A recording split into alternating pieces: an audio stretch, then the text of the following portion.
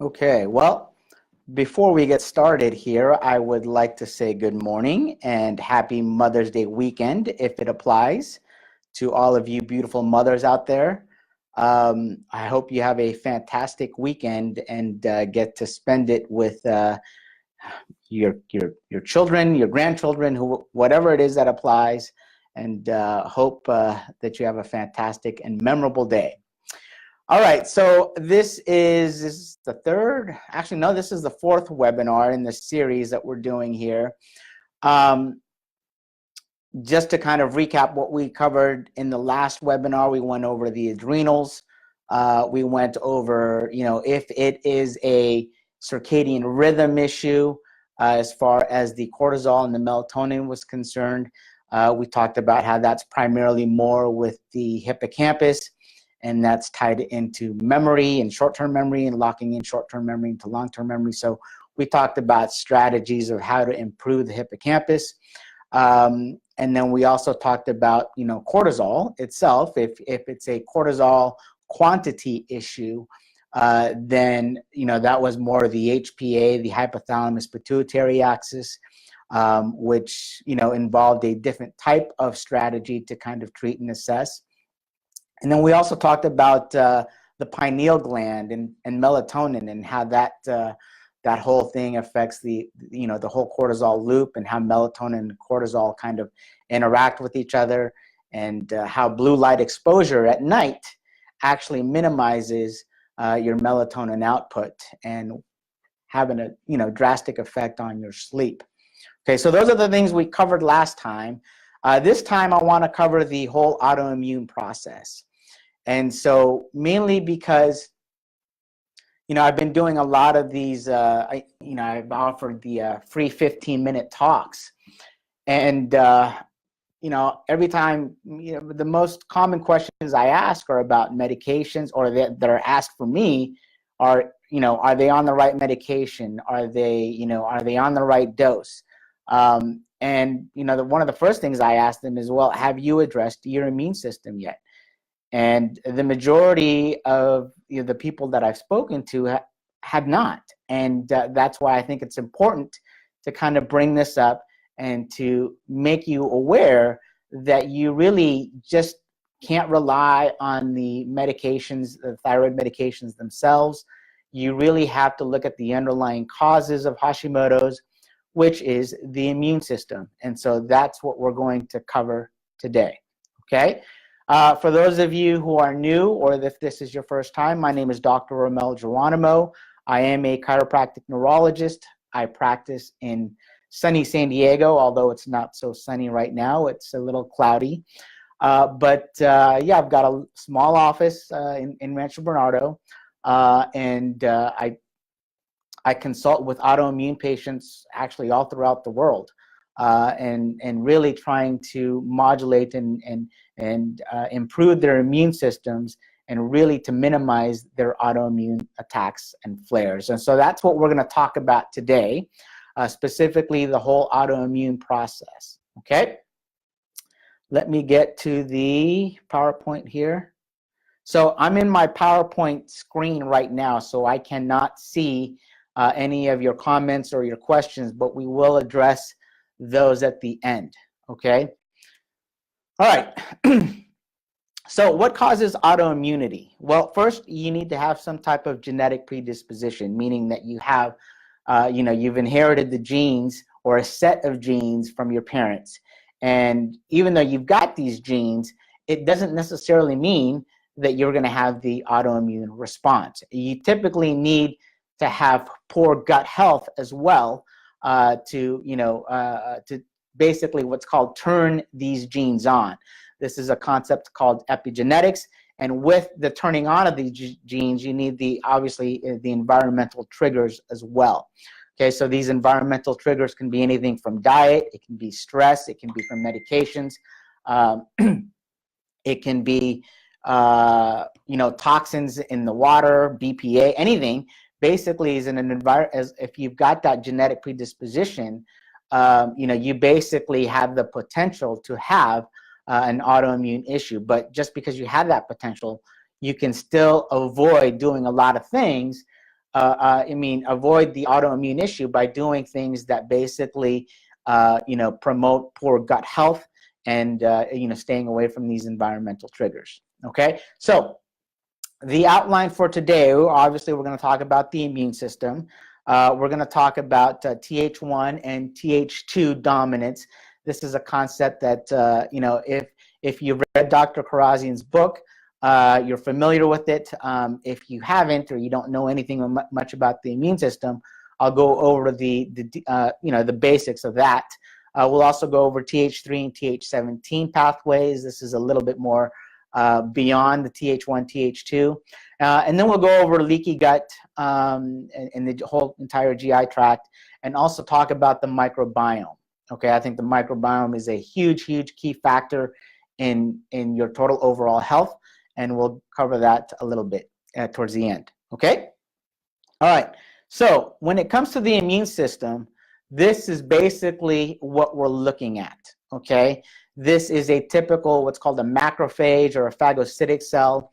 It kind of looks like Pac-Man, right? And basically, that's what your immune cells are. These are your frontline soldiers that are floating around in your bloodstream or in your lymph nodes or in your tissues, and they basically identify these toxins in here, or pathogens, or maybe it's bacteria, and they basically engulf them. Okay? Now, typically, these are what's called amino acid sequences. And so when you have an issue, or amino acid sequence that shouldn't be in the blood or shouldn't be in the tissues, then it activates these frontline soldiers, these phagocytic cells, to basically engulf them. And so what happens, it basically, just like Pac-Man, it basically eats them up and then it throws them away, or it digests them. Okay. Now, there are some other specialized cells out there. There's what's called cytotoxic T cells, or natural killer cells, and they do their killing in other ways. They don't eat these things, but maybe they pop the cell and then the cell just bursts. Specific cells, depending on what type of pathogen that it has to come up with. But primarily, just to make it simple, we'll talk about these cells in here.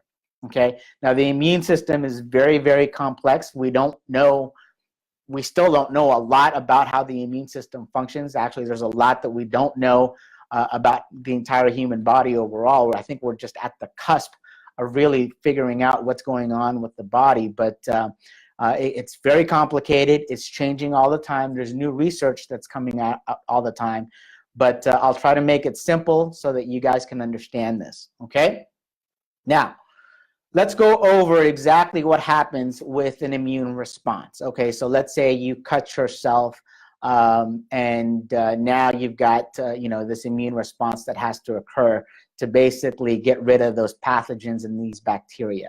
Okay, so you cut yourself, you've got bacteria that goes inside your blood, and so what that does is, again, it activates these cells. Okay, this cell, once it's engulfed this bacteria or whatever it is, or amino acid protein sequence, it brings it in here and it basically starts putting it up on its cellular receptors, or on its surface, and it becomes what's called an antigen presenting cell. Okay, not really important that you have to know that, but what that does is it then activates a T cell. So it basically, this is kind of like your frontline soldier. Okay, it then will activate or tell its, let's say, commanding officer or commanding general that it's captured something. Okay, well, now this commanding general then will call on its other immune cells to basically say, hey, we've got a threat here, we've got to neutralize this thing. And so what that does is it starts multiplying itself. Okay, so this T cell now starts to multiply, and then depending on what type of an immune cell your body has to mount, it's either going to go in a Th1, which will activate your macrophages, which are these, your cytotoxic T cells, which I just talked about, or it might go, if it's a little bit more of a sophisticated immune response, it's going to go in a Th2 type of a response. And this is going to activate more of your antibodies. Okay, so a lot of you guys are familiar with antibodies as far as, obviously TPO antibodies, what you're going to have if you have Hashimoto's, or antithyroglobulin antibodies. These are involved with a little bit more with B cells.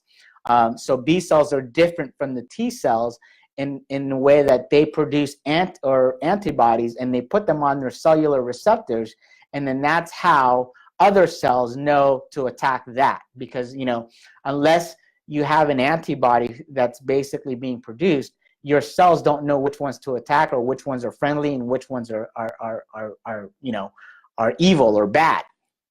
And so what an antibody has to do is to stick onto its receptor, so it's being tagged, and as a result of it being tagged, then it basically causes that immune response. Okay, so it either goes either a Th1 or a Th2 type of a dominance that you have.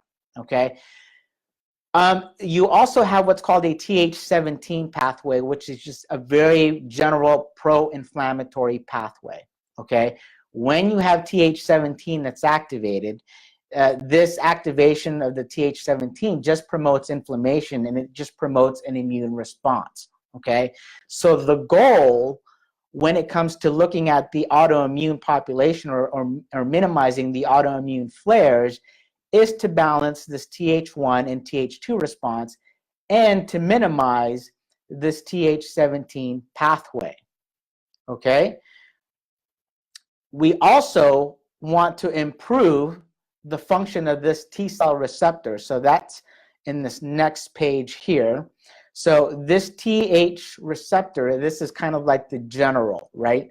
This is the general that basically kind of commands the troops and tells which one to go. And it also tells everybody to stand down or to calm down once the immune response, or once the inflammatory response is over.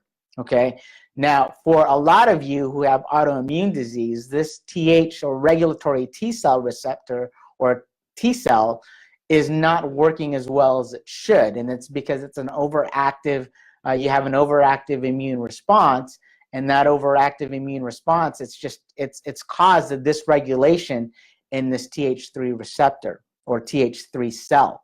Okay, I should back up. Okay, I know we're talking about thyroid and T3s and T4s.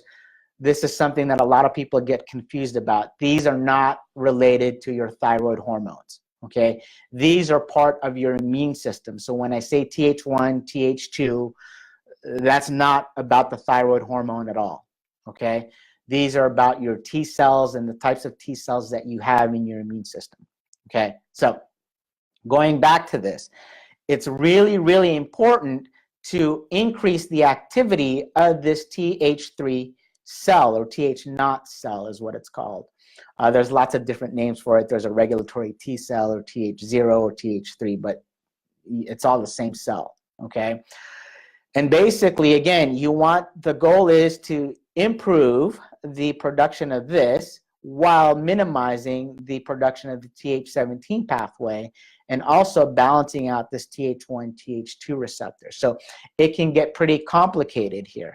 Okay, so you know, again, with this, it's going to shut down the immune response.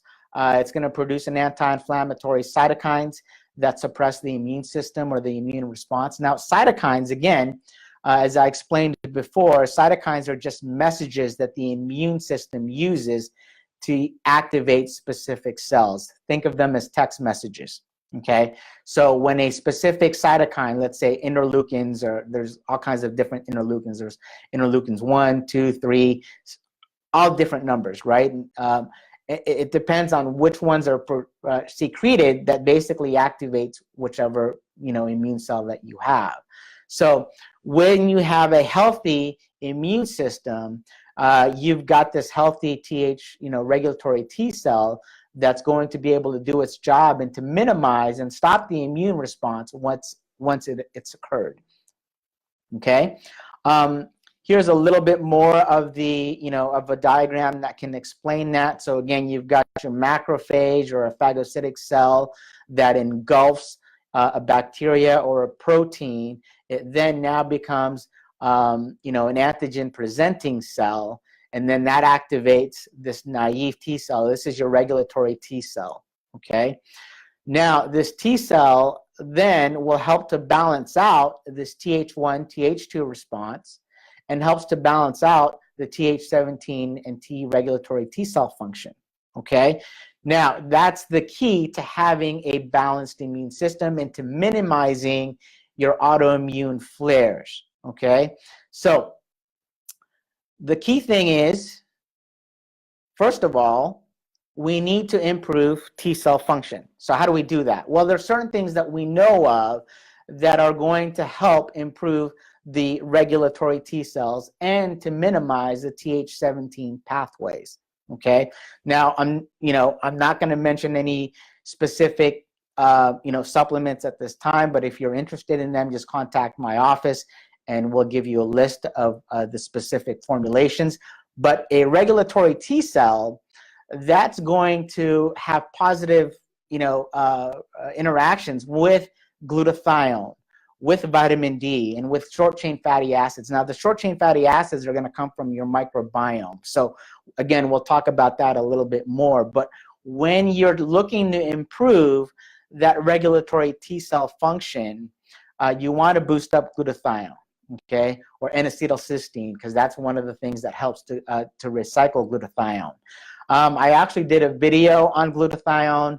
It should be on my YouTube channel. So, if you're interested in finding out how glutathione works and how it minimizes free radical activity, I think I did maybe a 15-minute video on that. Again, that's on YouTube. But vitamin D, we've talked about vitamin D levels in the past already. It's very, very important for you guys to check your vitamin D levels. Okay, I know we've talked about checking or doing when in the first, I believe it was the first thing that we did, or the first webinar that we did on blood chemistry and looking at different blood chemistry markers. Vitamin D was one of them. Okay, you need to have your vitamin D levels. I like them to have to be between 70 and 100. Okay, most of you guys are operating at 30 and below. Okay, well, most of the autoimmune population is operating at 30 and below. Okay, and so you really need to look and identify where your vitamin D levels are and then supplement them accordingly. Okay, in terms of Th17, okay, again, that's the cell that we need to kind of calm down, and we need to kind of modulate its activity, because that's the pro-inflammatory type of cell.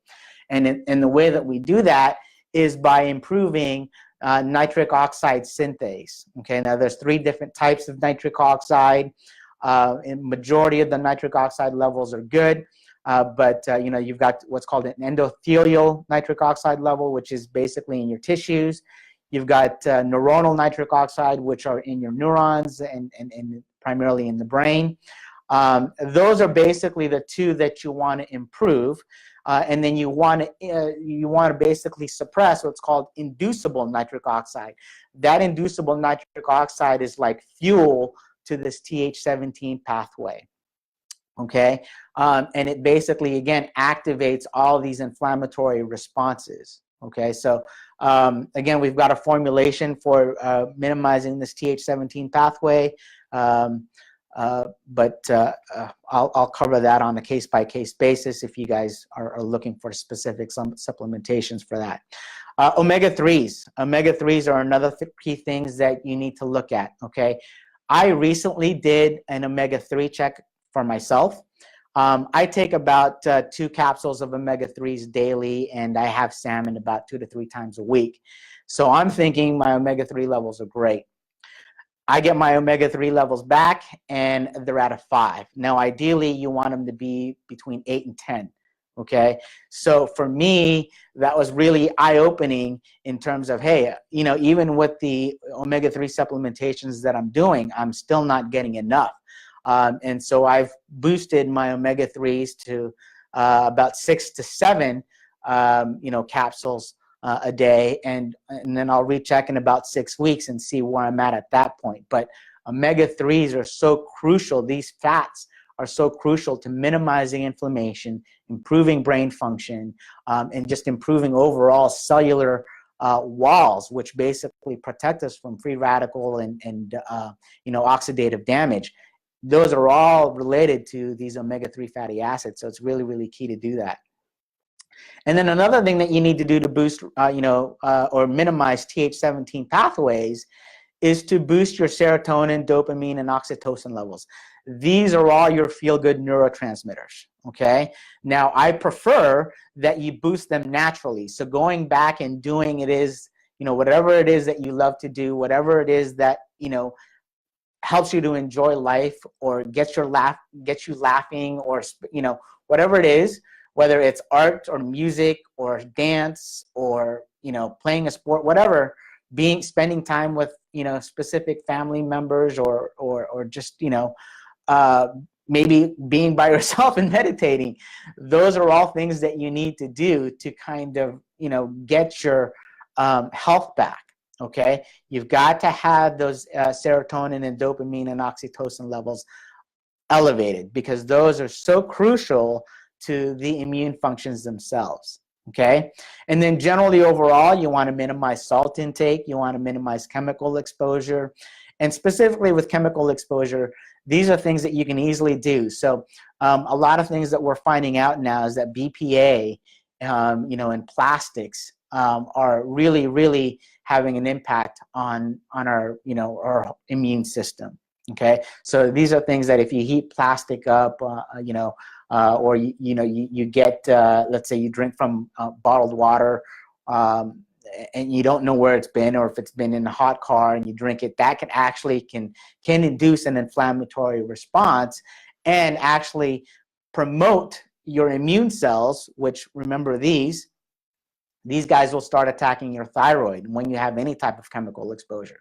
Okay, and the chemical exposure also includes, mold. So mold is is a big issue for a lot of my patients. And so really, if you've got to get a mold inspection done inside the house, that's something that you need to do and you need to address. Okay, let's see. So how do we then regulate the Th1, Th2 pathways? Okay, well, remember this part here. This is a Th1, Th2. This is, again, the area that we're now looking into in terms of the dominance, okay? Because if you are Th1, it's like a seesaw, okay? If you're Th1 dominant, this goes up while this goes down. And so if you're Th1 dominant, what you need to do is you then need to boost up the Th2 production in order to balance this out, okay? And the way that you do that is you have what's called Th2 stimulants, okay? So Th2 stimulants are things like caffeine, green tea, grapeseed extract, and pine bark extract, okay? If you're just the opposite, if you are Th2 dominant, okay, and then you actually take this Th2 stimulant, well, that's actually going to promote an inflammatory reaction with you, meaning that you're actually going to promote an autoimmune reaction to your thyroid, and as a result, you're going to have less thyroid as a result of taking these Th2 stimulants. Okay, so if you're Th2 dominant, then what you need to do in order to bring this down is to bring Th1 up, and you bring Th1 up with a supplement or with these things called astragalus or echinacea or maitake mushrooms. Okay, now the way that I do this, again, I do this kind of on a case-by-case basis. So if a patient is already flared up, okay, meaning that they're very sensitive, I do a green tea challenge with them primarily, okay? And the green tea challenge, they sip green tea throughout the day, and if they feel better, then typically that means, hey, they're better off with a Th2 stimulant. They may be Th1 dominant, okay? So that's gonna help to balance out their immune system.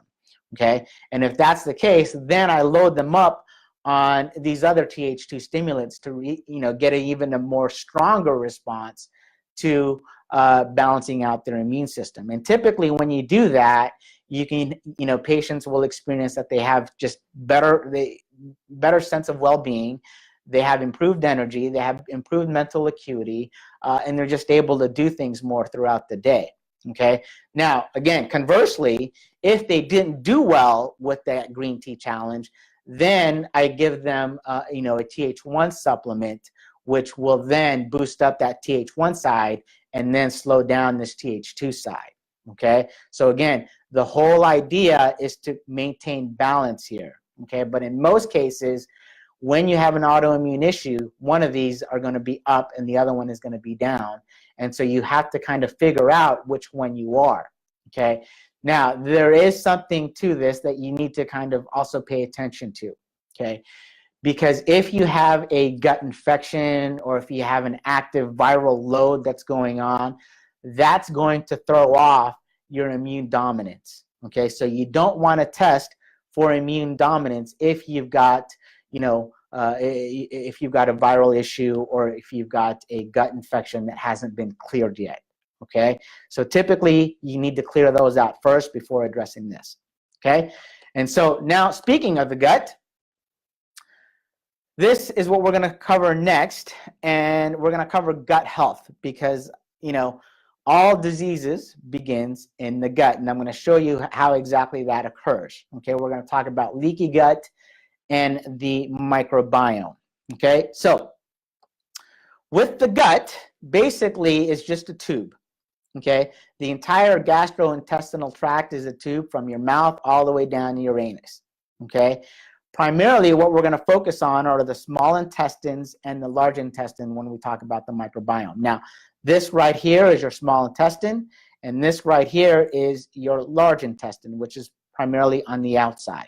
Okay, in this tube, you basically have these cells, and they're called villi. And on these cells, then you have microvilli, which are basically covering this. And that's basically, if you unfold all this, it's basically because it's all folded on each other. Okay, if you unfold that, a healthy, gastrointestinal tract is going to cover the size or the surface area of a tennis court.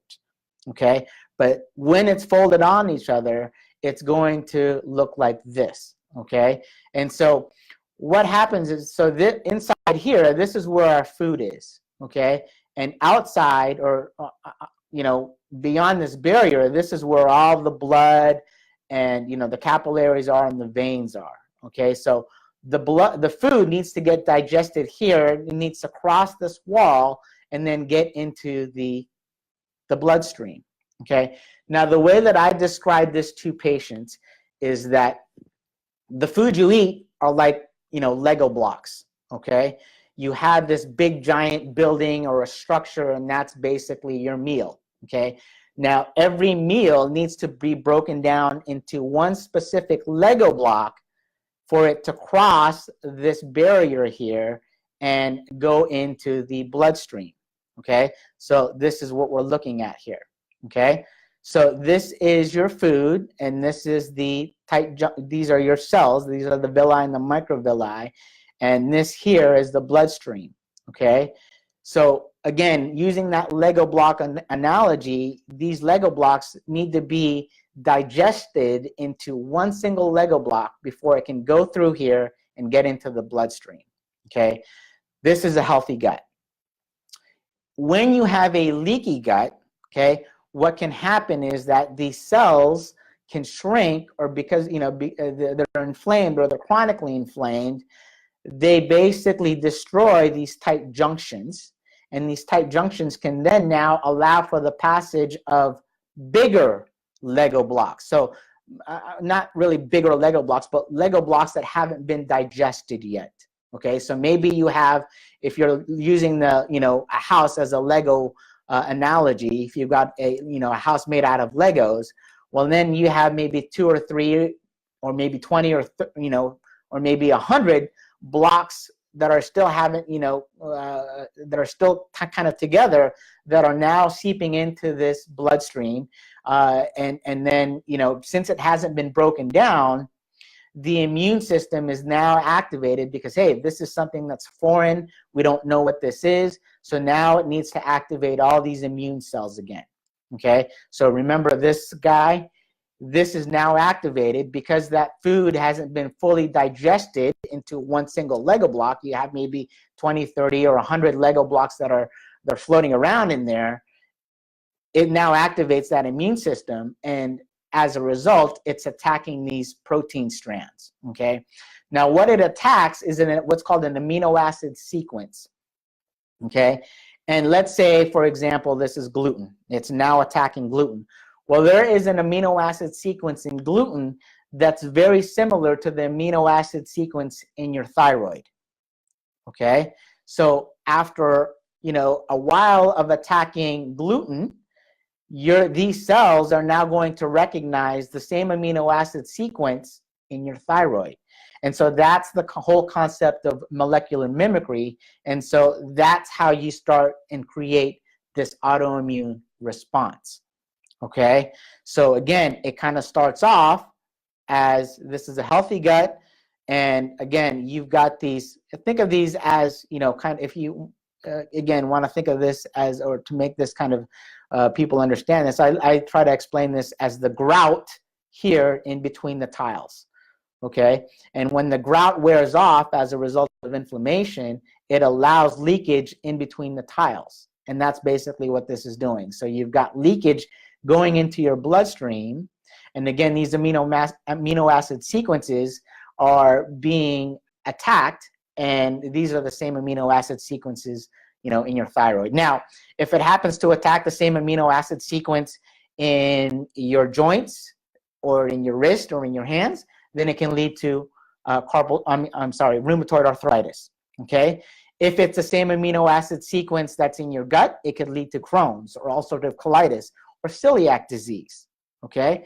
If it starts attacking, the same amino acid sequences in your nerves, then that could lead to MS or Guillain-Barré or any type of other neurological issue, okay, or neurological autoimmune disease. So really, this is kind of, or the gateway to autoimmunity, all right? And this gateway to autoimmunity, it really just depends on what system is attacking, which will designate what type of an autoimmune, disease that you will have, all right? Okay, so what causes leaky gut? Well, leaky gut is induced by, SAD is what's the standard American diet, okay? Chronic stress will also induce a leaky gut. Alcoholic intake, okay? And alcoholic intake, this is probably, the person that has, binges on maybe a 6-pack or just more alcohol than they should really be drinking. 1 to 2 drinks is probably not going to induce a leaky gut.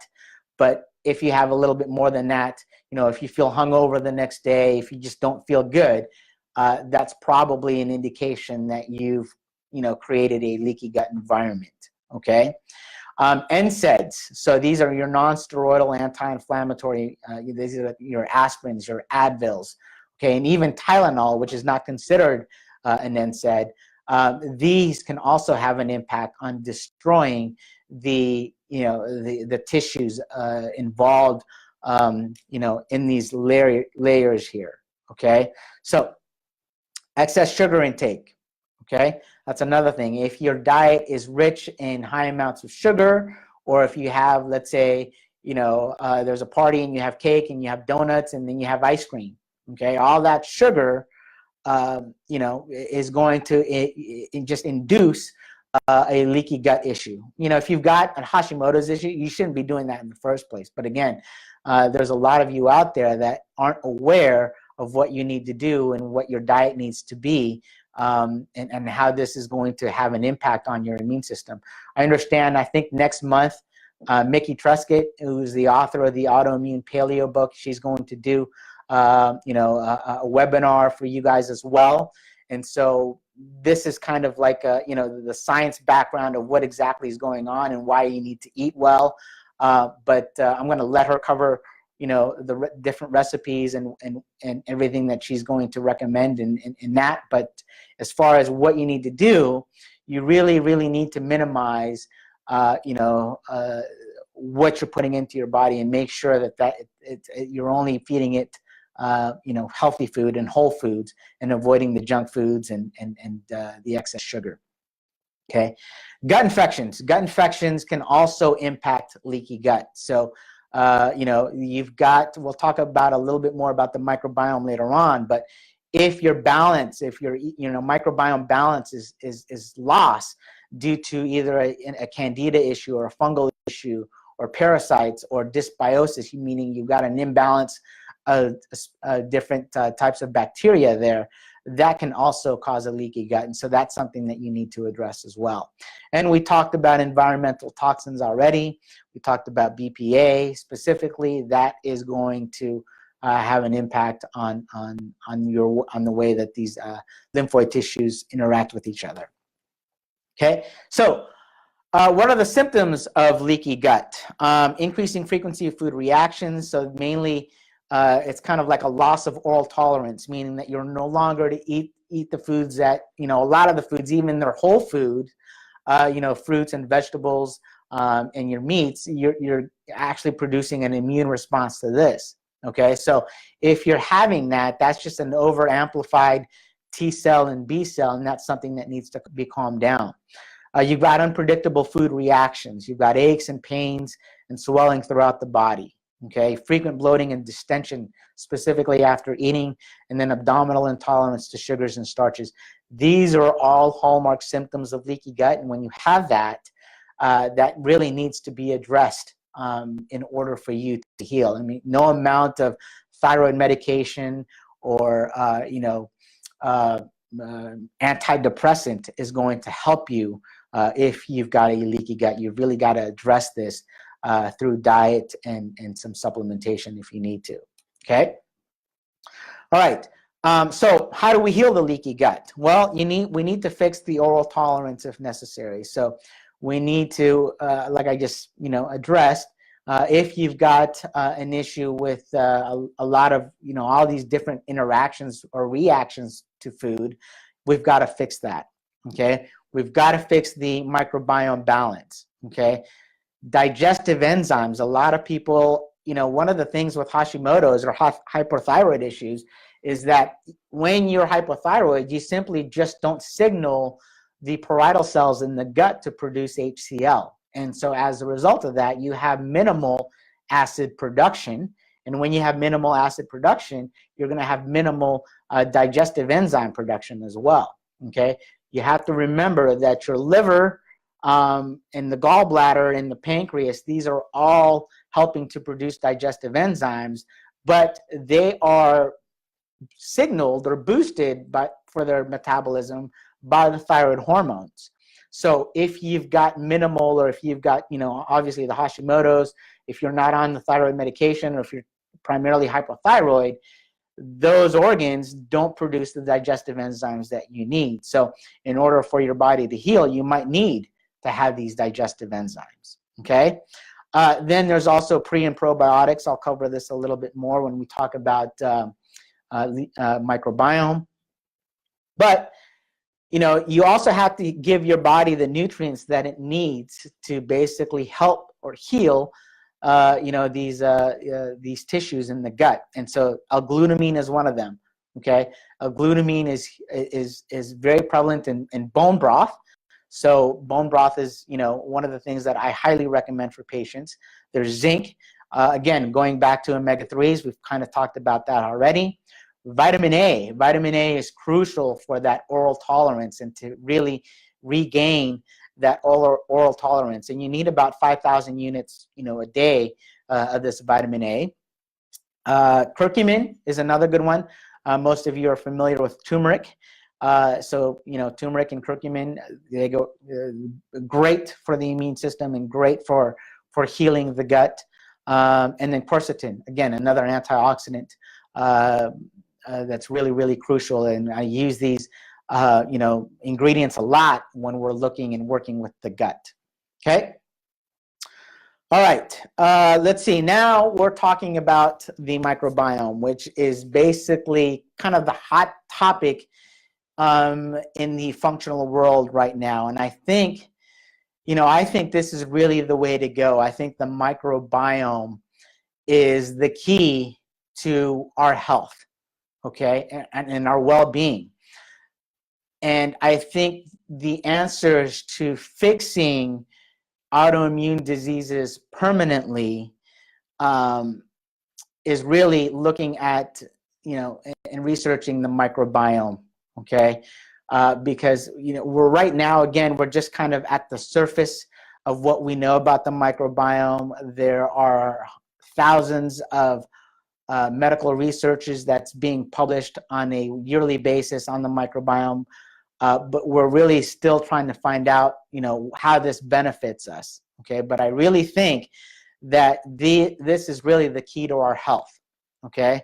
And what the gut microbiome is, it's a complex ecosystem of bacteria and fungi and even parasites that primarily live in the large intestines, okay? So we talked about this before, okay? So they are living right here in these large intestine. And if you look at this, all disease process begins in the gut. And why? This was, it's because of the imbalance of these microorganisms and the imbalance of the ecosystem that you have here, okay? So what we know so far is that there's hundreds of trillions of organisms living in our gut and even in our skin, okay? And even in our blood, okay? There are 10 times more microorganisms than we have our own cells, okay? And they have 100 times more DNA than what we have. So if you really think about it, we are 99% bacteria and 1% human, okay? So when you think of your body that way, in order to, to be healthy and to express health, we need to basically regain this bacterial balance. We need to basically promote bacteria and these microorganisms to flourish in our own bodies and in our own gut, okay?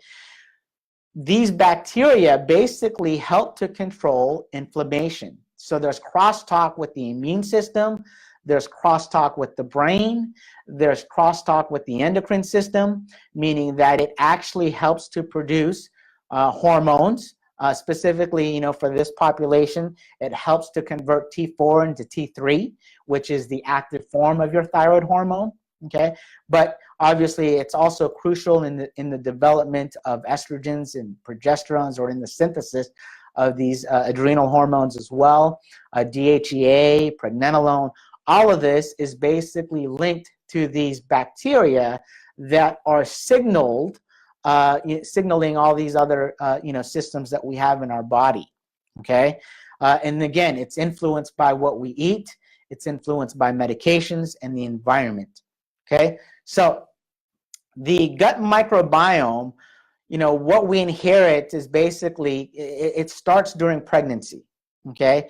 And our first exposure to the microbiome is obviously through the vaginal canal. And I found this really appropriate since it's Mother's Day weekend, that, hey, we got our microbiome from our moms, okay? Now, this is something that's, again, fairly new, and some hospitals haven't caught on to this yet, but most of the cutting edge, or a lot of the cutting edge hospitals, what they're doing now is, if you're born C-section, okay, they actually do what's called a vaginal swab around the baby's face and all the mucous membranes, and that's basically, again, to introduce it to the same bacteria that it would have had it been born vaginally, okay? Because we're finding out that the bacteria that you are introduced to are obviously important for immune health and your general health overall as the child ages into, becoming a toddler, into becoming an adolescent, and into adulthood, okay?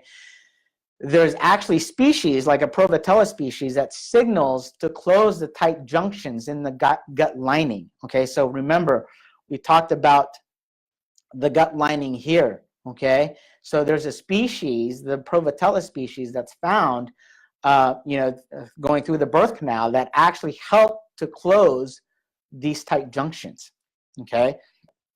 What we're also finding out is that there's actual proteins in the breast milk that really babies can't digest. Okay, these are what's called fructooligosaccharides and polysaccharides. And people or scientists and medical researchers have always wondered, well, why are these there if the baby can't digest them? Okay, well, what we're finding out now is that these are actually to feed the bacterial levels. It's not for us, it's for the bacteria.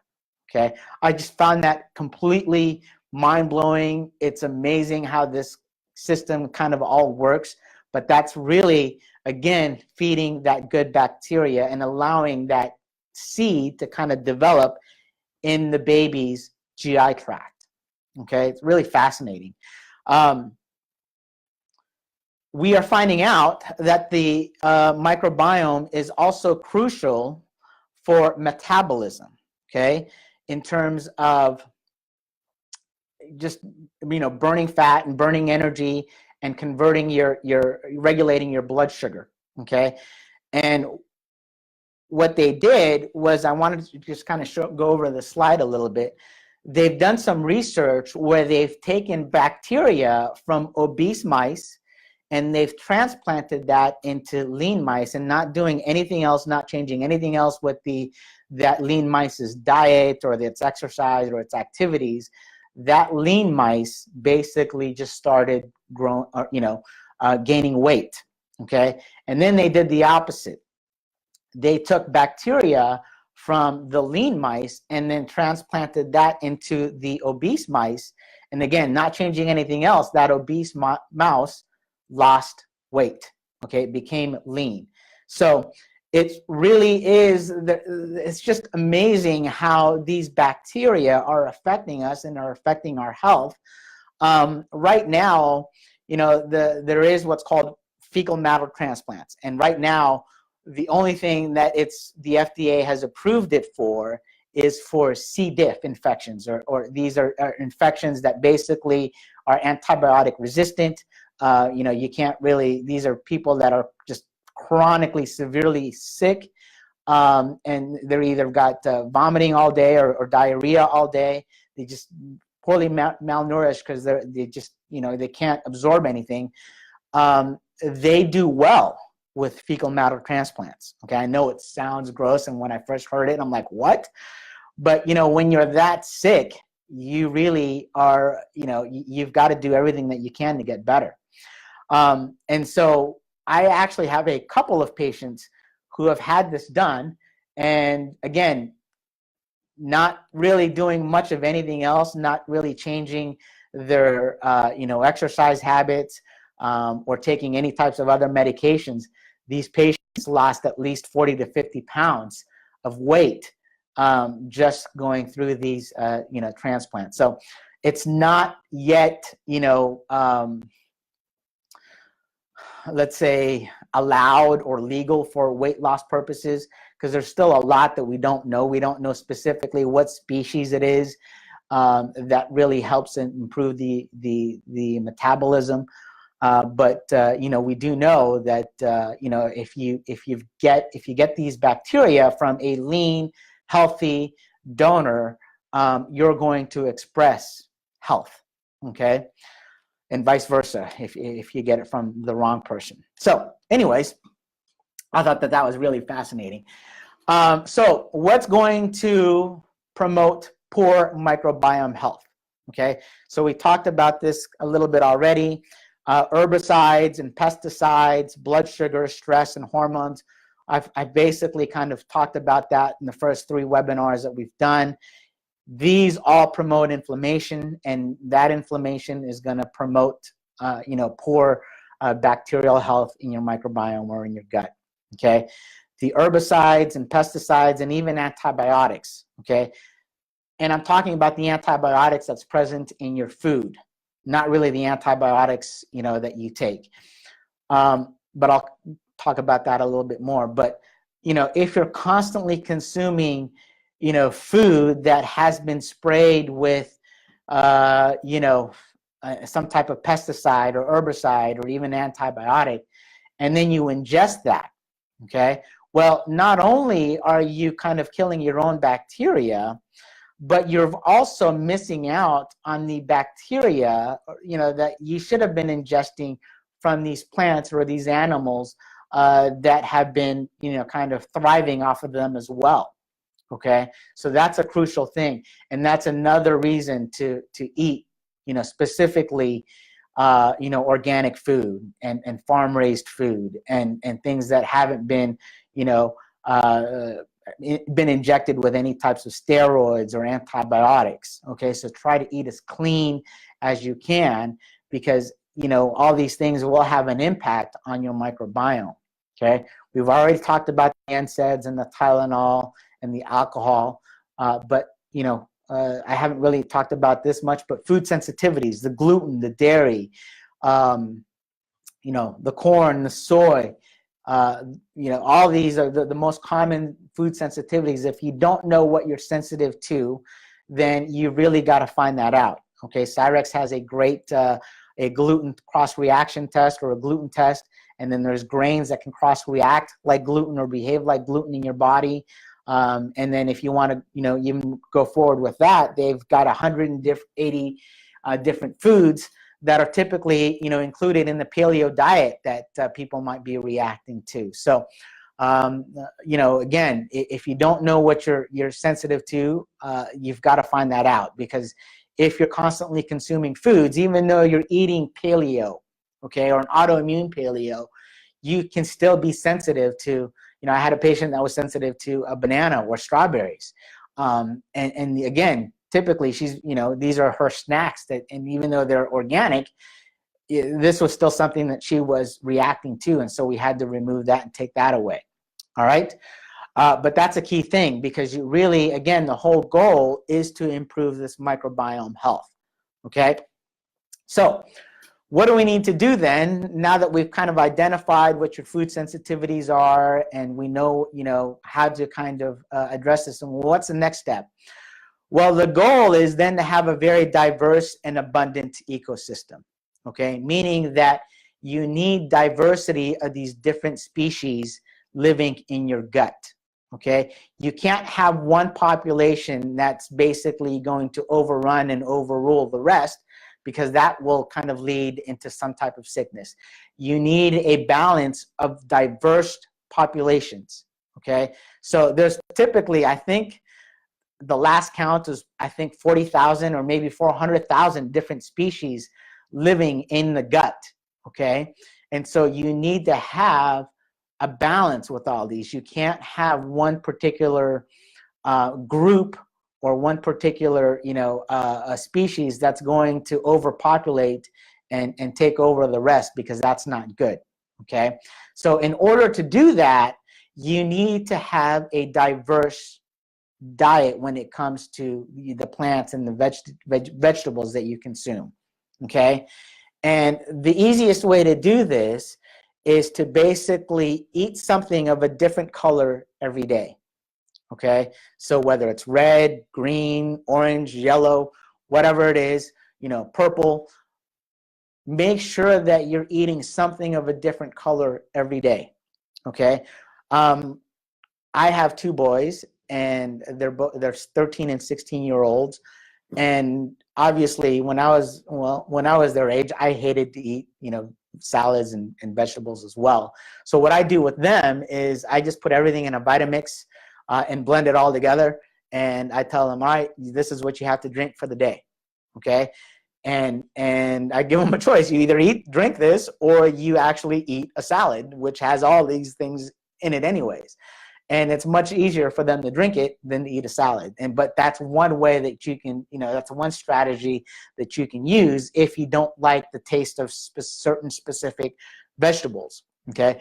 But that's the key. You need to have different, you need to have, variety. You need to have these exotic different, vegetables that's in your diet, because these are then going on to feed the different bacteria that's in your gut, okay?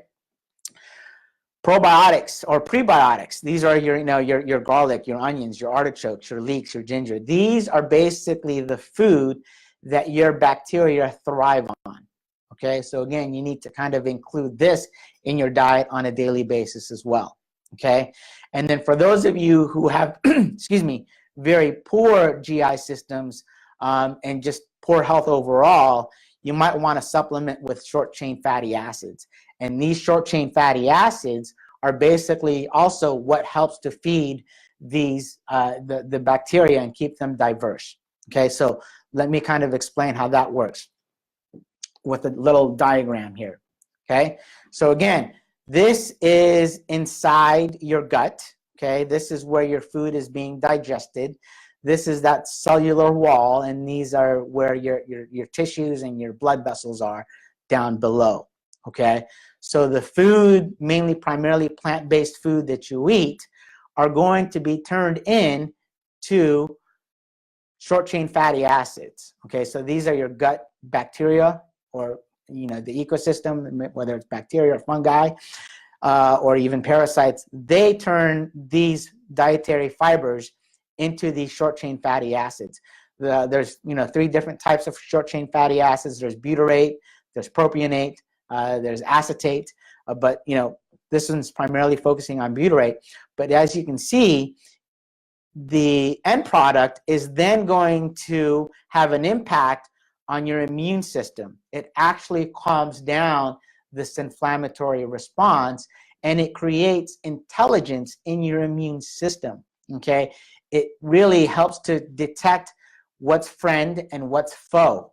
Okay, so then you can kind of minimize, again, these autoimmune flares when you have an impact on your immune system. Okay, you can also see that it's impacting your T cells, and it's impacting your regulatory T cells. Again, these are all modulating the immune system. Okay, so again, for some of you who have poor guts to begin with, it might be a good idea to supplement with these short-chain fatty acids, because that's really going to help this calm down this inflammatory response. Okay, now this is another kind of diagram that stimulates that, but the reason why I wanted to add this is because it has an impact on the brain. Okay, so again, going back to this is inside the gut. Okay, this is the bacteria that's inside your gut. This is your food that's being digested. It's going to be turned into these short-chain fatty acids, and then these short-chain fatty acids will get into your bloodstream, and then that will have an impact on your immune system. It also goes to the liver, but it has tremendous impacts on your brain and brain health. Okay, it boosts the serotonin levels. It boosts the dopamine and oxytocin levels. These are the same neurotransmitters that really promote health and happiness. Okay, when you have low levels of these neurotransmitters, you have depression. Okay, you have inactivity. You've lost your zeal for life. Okay, so it then goes back to, hey, what is it that you're eating, and what is it? How can we improve your microbiome? That's kind of where we need to start. Okay, but this is basically why I think I included these diagrams here. Okay, so again, I've gone over the hour already. It's 10:01 my time. Let me just wrap this up. Okay, now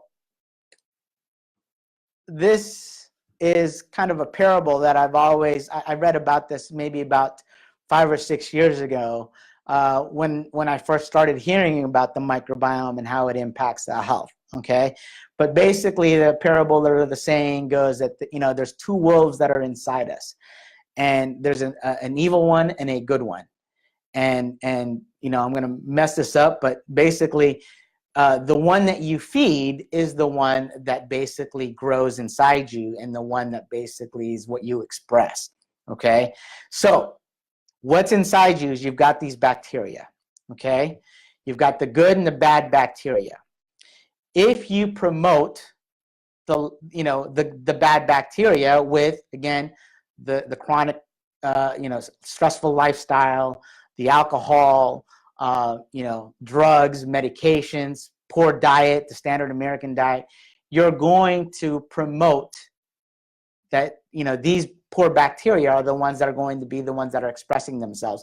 These are the ones that are going to basically take on the majority of the real estate, in your GI tract, and that's how you promote disease. Okay. Conversely, if you do all the things that we just talked about, okay, eat healthy, have a healthy lifestyle, manage your stress, manage your blood sugar, you know, balance out your hormones, balance out your Th1 and your Th2 immune systems, you know, promote, you know, a natural anti-inflammatory effect, you will promote, you know, the good bacteria to have better, you know, to have all the real estate in your GI tract, and you will promote, you will express health. Okay, I've completely butchered that, but you guys know the idea. You want to feed the good wolf. You want to feed the good bacteria. Okay, so with that, I want to wish you guys a happy Mother's Day. Hopefully you've gotten something from this. Hopefully you guys get lots of flowers. You know, if you guys get chocolates, share them with the rest of your family. Don't eat them all, you know, by yourself. That will, you know, induce a leaky gut. So you don't want to do that, and try to avoid it if you can. But enjoy your Mother's Day. Enjoy your Mother's Day weekend. You guys have all deserved it. All right. I'm going to log off, and then I'm going to go back on, and we'll take about 10 to 15 minutes to answer some questions. All right. Here we go.